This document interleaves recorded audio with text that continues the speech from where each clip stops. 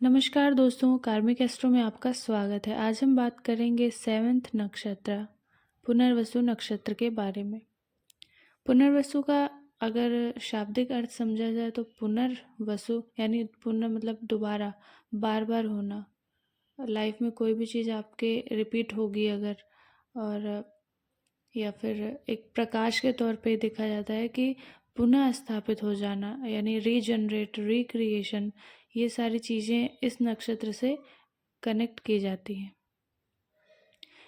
ये नक्षत्र मिथुन राशि और कर्क राशि दोनों में पड़ता है और इसके लॉर्ड होते हैं बृहस्पति और इनके डीटी होती हैं अदिति माता, जो कि सूर्य की माँ होती हैं। उनकी पूजा इन्हें करनी चाहिए। पुनर्वसु नक्षत्र श्री राम जी का नक्षत्र था, तो आप उनके लाइफ को और उनके कैरेक्टर से इस नक्षत्र को अच्छे से समझ सकते हैं। ऐसे लोग पैसा कमाते हैं, पॉजिटिव रहते हैं, इंटेलिजेंट होते हैं, जल्दी जल्दी चीज़ों को सीखने की कैपेसिटी होती है, इनमें एबिलिटी होती है और जजमेंट करने की अच्छी स्किल्स हैं इनमें। और ये लोग बहुत आस्तिक हैं। बहुत आस्तिक हो जाना यानी भगवान से डरना। कभी भी कोई गलत काम इनसे नहीं हो पाएगा, कभी नहीं करते हैं ये। कुछ भी गलत काम, कुछ भी इलीगल काम पुनर्वसु नक्षत्र कभी नहीं कर सकता। रिलीजियस होते हैं और इन्हें समझ पाना मुश्किल है क्योंकि ये बातें शेयर नहीं करते, मन में रखते हैं सब कुछ। और बहुत हेल्पिंग हैं, बहुत दयावान होते हैं, हमेशा सामने वाले को प्रायोरिटी देते हैं, खुद की बाद में सोचते हैं। खुद का तो कुछ ना कुछ हो ही जाएगा, इस तरीके के थॉट्स रहते हैं। पहले मैं सामने वाले की हेल्प कर दूं, उसका भला हो जाए, ये नेचर इनमें पाया जाता है। इस वजह से लोग इनका फ़ायदा उठाते हैं। कभी कभी एरोगेंट हो जाते हैं, शॉर्ट टेम्पर्ड हो जाते हैं। इनके अंदर मातृत्व की भावना होती है। लोगों को पालन पोषण, उनको वो सफल हो जाए, उनकी लाइफ अच्छी हो जाए, ऐसा नेचर इनका है। ऐसे अगर आपका कोई दोस्त है जिसका नक्षत्र है पुनर्वसु, तो उसको आप कभी छोड़िएगा नहीं, क्योंकि वो आपके लिए सिर्फ अच्छा, सिर्फ भला ही सोचता है और भला ही करने की कोशिश करेगा। ये रीजनरेशन का नक्षत्र है। तो ऐसे लोग कभी ऐसा मत सोचिएगा कि आज इनका डाउनफॉल आ गया तो अब ये कभी कुछ कर नहीं पाएंगे। ये रिक्रिएशन है। ये गिरेंगे फिर उतनी ही तेजी से और ऊंचे उठेंगे। इस तरीके का ये नक्षत्र दिखाता है। यही लोग होते हैं कि जो रीजनरेशन है तो रिसाइकल भी करते हैं, मतलब कह लीजिए बचे हुए पन्नों की कॉपियाँ बना डाली, ठीक है। पुरानी पेन में रिफ़िल यूज़ करके फिर से वो पेन को फिर से यूज़ करना, मतलब ये कोई चीज़ फेंकना नहीं चाहते हैं, ये उसका सेकंड ऑप्शन ढूंढते हैं कि चलो मैं इससे ये काम भी कर सकता हूँ या कर सकती हूँ। तो पुनर्वसु नक्षत्र वालों में ये चीज़ें देखी गई हैं। इस नक्षत्र वालों के लाइफ में कोई ना कोई ऐसा व्यक्ति होता है जिसको बॉडी इश्यूज, मतलब कह लीजिए बॉडी डिफॉर्मिटी होती है, कुछ ना कुछ दिक्कतें होती हैं, जैसे कि पैर में थोड़ा दिक्कत है, हाथ में दिक्कत है। तो इस व्यक्ति के लाइफ में ऐसा एक व्यक्ति ज़रूर होता है जिसके बॉडी पार्ट्स में कुछ ना कुछ दिक्कतें होती हैं और इनकी लाइफ में वही व्यक्ति सबसे बड़ा ट्रबल का रीज़न बनता है। अब अगेन मैं कहूँगी कि आप राम जी की लाइफ को देख के सीखिए। तो उनकी लाइफ में मंथरा आई हुई थी, आपने देखा। रावण था उनकी लाइफ में, 10 सर थे उसके, उसको भी हम उसमें ऐड कर सकते हैं। और तो ये चीज़ें देखी जाती हैं। तो अगर आपकी लाइफ में आप पुनर्वसु नक्षत्र हैं और कोई ऐसा व्यक्ति है तो आप उससे बहुत केयरफुल रहिए, उससे बहुत सतर्क रहिए, चाहे वो आपका कितना ही क्लोज क्यों ना हो। पुनर्वसु नक्षत्र के लोग अच्छे लिसनर होते हैं, चीज़ों को बहुत ज़्यादा समझने की कोशिश करते हैं। आपकी लाइफ में आपको फुल सपोर्ट देने के लिए पुनर्वसु नक्षत्र से अच्छा कोई और नक्षत्र हो नहीं सकता। हमेशा मध्यम मार्ग निकालते हैं। जैसे कि कभी दो लोगों में लड़ाई हुई तो पुनर्वसु नक्षत्र कभी किसी को भी गलत या सही नहीं कहेगा। वो कहेगा कि हाँ, आपकी जगह आप सही हो, आपकी जगह आप सही हो। तो समझौता वाला काम जो होता है पुनर्वसु नक्षत्र का होता है। बिल्कुल भी इनके अंदर कुछ भी दुर्भावना नहीं होती है ऑफिस में ये हमेशा yes sir, yes ma'am, okay sir, इस तरीके के होते हैं, तो वहाँ भी इनका फ़ायदा उठाया जाता है कि ये तो मना नहीं करेगा हेल्प करने से, इसी को बोल देती हूँ, इसी को कह देती हूँ, ये मेरा काम कर देगा। सबको खुश करना चाहते हैं, सोचते हैं इनसे सब खुश रहे, और जो कि इम्पॉसिबल है शायद। और इस वजह से कि ये सबकी हेल्प कर रहे हैं, सबके लिए हमेशा अवेलेबल हैं, तो इसलिए इनको कोई बहुत वैल्यू नहीं करता है, अंडरपेड होते हैं। कभी भी अपनी सैलरी को नहीं कहेंगे मेरी सैलरी बढ़ा दो सर, नहीं, कभी नहीं। ये चलते रहेंगे, बस इनका काम चलता रहे, सब खुश रहें, इनको ज़्यादा कुछ नहीं चाहिए। इनकी लाइफ में देखा गया है कि 5 साल बहुत अच्छा बीत रहा है, 5 साल थोड़ा गड़बड़ हो गया, फिर 5 साल बहुत प्रमोशंस हो रहे हैं, अगले 5 साल जॉब ही नहीं मिल रही है। ये जो 5-5 का गैप है इनकी लाइफ में अक्सर देखने को मिलता है। इनकी डीटी अदिति हैं, सूर्य की माँ, तो इसलिए ये बहुत ही, उनका नेचर है काइंड, पेशेंट, और मदर है वो, तो वो सारे नेचर इनके अंदर भी देखे जाते हैं। और अगर बात करें कि इनका आने वाली लाइफ में ये जॉब कैसे कर सकते हैं, तो रिसर्च वगैरह कर सकते हैं। फ्रेंड्स ये कम बनाते हैं क्योंकि वही है कि लोग इनका फ़ायदा उठाने लगते हैं, और जिस टाइम इनको ये रियलाइज़ हो जाता है फिर ये एकदम से फिर उससे कट जाते हैं, क्योंकि ये दुश्मनी और बदला लेने वाला काम नहीं करता ये नक्षत्र। तो सीधे ये अलग हो जाते हैं कि यार नहीं, क्योंकि मैं अपना नेचर तो बदल नहीं सकता, लेकिन आप मेरा बार बार फ़ायदा उठाएंगे। तो इस वजह से ये नक्षत्र दोस्तों में जो संख्या होती है दोस्तों की, इनकी लाइफ में बहुत कम हो जाती है।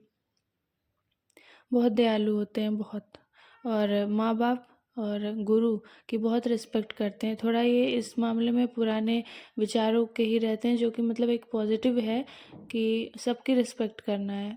कभी भी आप, जल्दी आपको नहीं मिलेंगे पुनर्वसु नक्षत्र वाले जो गाली देते हो, अब्यूज़ करते हो, इनके मुंह से आप गलत शब्द नहीं सुन पाएंगे। बहुत अच्छे इंसान कहे जाते हैं, हेल्पिंग है, ट्रेडिशनल रहते हैं, और पार्टनरशिप इनके लिए अच्छी नहीं कही जाती क्योंकि बहुत लॉयल है, और थोड़ा कहिए कि स्ट्रेट फॉरवर्ड है, जो कहना है, मन में कोई छल नहीं है। तो पार्टनरशिप ऐसे नहीं चल पाती है जहाँ पे आप सब कुछ सामने वाले को शेयर करें। थोड़ा सा आप में चालाकी होनी चाहिए, नहीं तो आपका सब कुछ लॉस हो जाएगा। तो इसलिए इनके लिए पार्टनरशिप, बिजनेस वगैरह नहीं अच्छा होता है। बहुत इमेजिनेटिव होते हैं। अगर आप महिला हैं पुनर्वसु नक्षत्र की, तो आप कंफर्ट में रहना चाहती हैं, आपको बहुत अच्छी लाइफ भी मिलती है, लेकिन आपके साथ प्रॉब्लम क्या है कि आपकी ज़बान बहुत कड़वी है, आप सीधा बात करती हैं, आप नहीं देखती कि सामने कौन है, तो वहाँ पे आपके लिए दिक्कत आती है। अगर कैरेक्टर की बात करें तो पुनर्वसु नक्षत्र के जो पुरुष होते हैं विचारक हैं, संतोषी होते हैं, संयमी होते हैं, सदाचारी होते हैं, और हमेशा कुछ ना कुछ सीखते रहना है, सभी के प्रिय हैं, लेखक हो सकते हैं, बहुत लोकप्रिय होते हैं, धर्म के कार्यों में सबसे आगे रहते हैं। अगर आप पुनर्वसु नक्षत्र की महिला हैं तो आप सुंदर हैं, सुशील हैं, व्यवहार कुशल हैं, संतोषी हैं, और ज़ुबान की थोड़ी कड़वी होती हैं, और सौभाग्यशाली होती हैं। आपको टीचिंग का जॉब आपके लिए अच्छा है, एक्टर बन सकते हैं, पॉलिटिशियन, जज, media, communication, HR, writer, director, imagination वाले कोई भी काम, गवर्नमेंट जॉब में आप अच्छा कर सकते हैं, क्योंकि पुनर्वसु नक्षत्र को पैसे से ज़्यादा मान सम्मान प्यारा है। मैरिज इनकी बहुत अच्छी नहीं देखी गई है। इनकी लाइफ में, मैरिज लाइफ में अप डाउन्स चलते रहते हैं, क्योंकि स्ट्रेट फॉरवर्ड है, और कुछ भी बोल दिया सामने वाले को, बहुत अंदर ही अंदर एक जो अच्छा कनेक्शन बनना चाहिए इनसे, वो बन नहीं पाता, इसलिए इनकी मैरिज बहुत अच्छी नहीं देखी गई है। सेकंड मैरिज भी इनकी लाइफ में हो सकती है अगर चीज़ें एक लिमिट से आगे बढ़ गई तो, या सामने वाला बिल्कुल भी अंडरस्टैंडिंग नहीं हुआ तो। और TB, indigestion, year related issues, stomach related issues, asthma, lung problem, ये सारी इश्यूज़, ये सारी प्रॉब्लम्स, डिजीज़ेज़ इनको हो सकते हैं। तो इन्हें चाहिए कि अधिक से अधिक पानी पिए, पानी पीना पुनर्वसु नक्षत्र के लिए ही नहीं सभी के लिए इम्पोर्टेंट है, पर क्योंकि इनका जो नक्षत्र का आखिरी चरण है वो कर्क राशि में आ रहा है, जो कि एक जल तत्व राशि है, तो वाटर इनटेक बहुत ही इम्पोर्टेंट हो जाता है इनके लिए। अब हम बात करेंगे पुनर्वसु नक्षत्र के 4 चरणों के बारे में। पहला चरण बताता है कि आप बहुत एडवेंचरस हैं, ईमानदार हैं और लाइफ में अच्छे पद पे जाते हैं। दूसरा चरण बताता है कि आप मटेरियल कंफर्ट की तरफ भागते हैं, मटेरियल गेन आपको चाहिए। तीसरा चरण आपको बताता है कि आप साइंस रिलेटेड काम कर सकते हैं, रिसर्च में जाएंगे, लॉ और मेंटल एक्टिविटीज़ और क्रिएटिव कामों में भी आप जा सकते हैं। चौथा चरण बताता है कि आप बहुत केयरिंग हैं, क्योंकि चौथा चरण कर्क राशि में पड़ जाता है। नर्चरिंग है, एबिलिटी ऑफ केयर है, एचआर बन सकते हैं, नर्सिंग कर सकते हैं, और अगर आप पॉलिटिशियन बनेंगे तो आप ऐसे पॉलिटिशियन होंगे जो लोगों की भलाई के लिए काम करेंगे, उनके लिए अच्छी अच्छी योजनाएं बनाएंगे कि इससे गरीबों का भला हो, उन्हें घर मिले, उन्हें पानी मिले, उन्हें बिजली मिले। इस तरीके का आपका थॉट ऑफ प्रोसेस होता है। और कुछ एक जैसे कि मैंने स्टार्टिंग में ही आपसे कहा कि पुनर्वसु नक्षत्र का मतलब ही एक रिपीटिशन, तो आपकी लाइफ में कुछ एक चीज़ होगी जो बार बार होगी। पुनर्वसु बार बार होना, तो हो सकता है कि आप बार बार घर बदलते हो सकता है कि आपकी शादी 1 से 2 से ज़्यादा बार हो गई हो, या कुछ भी छोटी जॉब बार बार बदलते रहना, अधिक बार बदल रही है आपकी जॉब। तो कुछ चीज़ें आप अपनी लाइफ में देख सकते हैं कि कुछ एक चीज़ है जो बार बार रिपीट होगी। और कोई भी बड़ा डिसीज़न लेना है लाइफ का, तो 32 ईयर के बाद अगर आप कोई बड़ा डिसीज़न लेंगे अपनी लाइफ का, घर बनाना, शादी या जैसी ऐसी कोई काम, तो उसके बाद अगर आप लेंगे तो आप ज़्यादा सफल होंगे, आपकी लाइफ ज़्यादा स्मूथली चलेगी। अगर ट्रबल्स की बात करें कि पुनर्वसु नक्षत्र के प्रत्येक चरण में ट्रबल्स क्या क्या आ सकते हैं, तो उसके लिए एक छोटा सा पॉइंट और है मेरे पास कि अगर आप पहले चरण में हुए हैं तो आपने कभी अपने फ्रेंड से कुछ कोई रिसोर्स लिया होगा, कोई चीज़ चुराई होगी, और वो आपकी लाइफ में सबसे बड़ा ट्रबल बन के आएगी अगर आपने अपने फ्रेंड से कोई चीज़ ली है।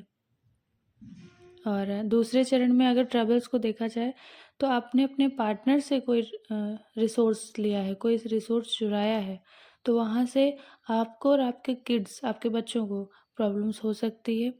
आपका अफेयर हो सकता है किसी ऐसे इंसान से जो महिला या पुरुष आपसे नीची जाति में या आपसे अलग तरीके का है, मतलब असामाजिक है, इस तरीके के हम कह सकते हैं।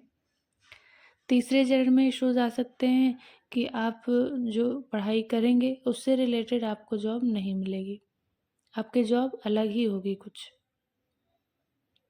चौथे चरण में अगर ट्रबल्स की बात करें तो आपका अफेयर हो सकता है आपके फ्रेंड की वाइफ के साथ। ये सब मैं बता रही हूँ इस तरीके की, अगर आपका ये नक्षत्र नेगेटिव वर्क करेगा तब ये चीज़ें होंगी। ये बहुत आम बातें नहीं हैं, लेकिन अगर आपका नक्षत्र आपकी कुंडली में अच्छा वर्क नहीं कर रहा है, नेगेटिव हो रहा है, तो ये बैड इफ़ेक्ट्स देखने को मिल सकते हैं। धन्यवाद।